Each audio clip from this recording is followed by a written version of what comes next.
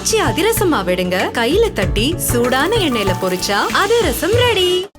அனுமதியின்றி தனது பெயர் மற்றும் படங்களை பயன்படுத்தக்கூடாது என்று தெலுங்கு நடிகர் நாகார்ஜுனா வழக்கு பதிவு செய்திருக்கிறார். மேலும் விவரங்களை நமது செய்தியாளர் வெங்கடேசன் வழங்கிட கேட்கலாம். வெங்கடேசன் வணக்கம். தெலுங்கு நடிகர் நாகார்ஜுனாவின் இந்த வழக்கு தாக்கலுக்கான காரணம் என்ன? சமீபத்தில் தான் நடிகை ஐஸ்வர்யா ராயும் இதுபோன்ற ஒரு வழக்கை தாக்கல் செய்திருந்தார். தற்போதைய நிலவரம் என்ன? வணக்கம்.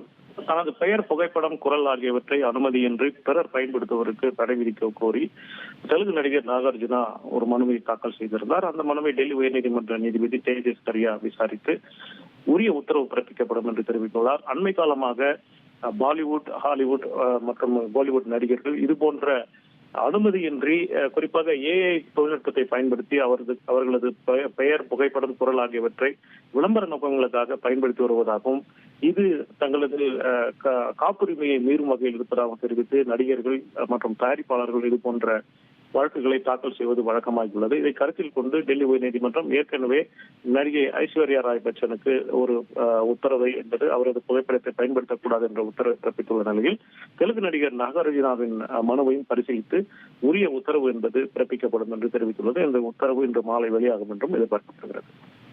உங்களுடைய தகவல்களுக்கு நன்றி வெங்கடேசன். ஆச்சி அதிரசமா விடுங்க, கையில தட்டி சூடான எண்ணெயில பொரிச்சா அதிரசம் ரெடி.